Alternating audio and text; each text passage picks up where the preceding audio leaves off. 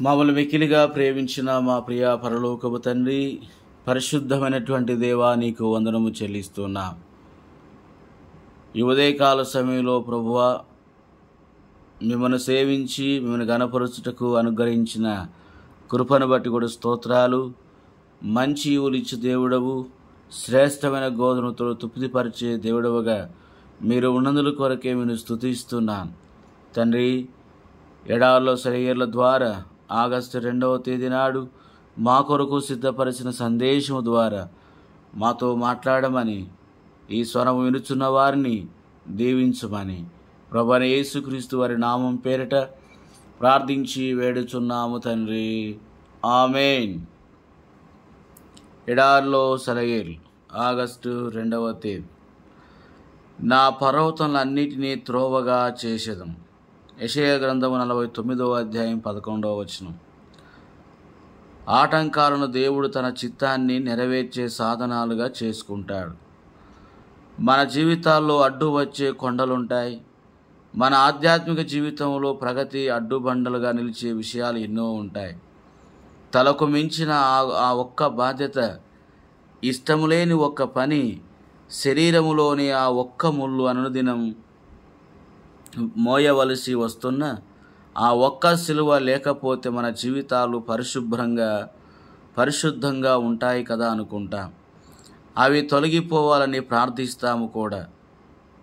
మందబుద్ధులారా, తెలివిలేని వారులారా, మీ విజయ జీవితాలకు సాధనాలు ఇవే. మనం ఎంతో కాలం ప్రార్థిస్తున్న కృప, మంచి గుణాలు మనకు అనుగ్రహించాలనే వీటన్నిటిని దేవుడు మన జీవితాల్లో ఉంచాడు.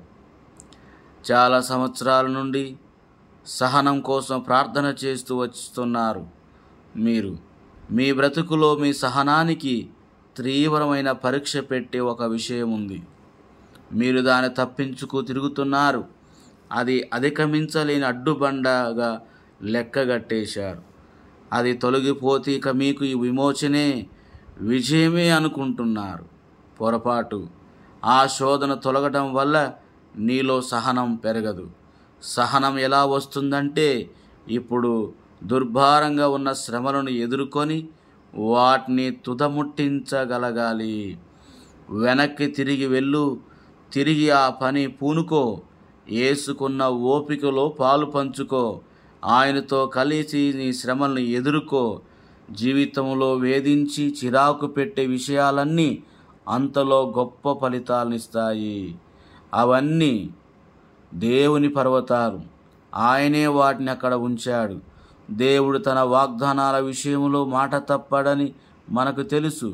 అన్ని మార్గాలు ఆయనకు అవగతమే. అన్ని స్థలాలు ఆయనకు పరిచయమే.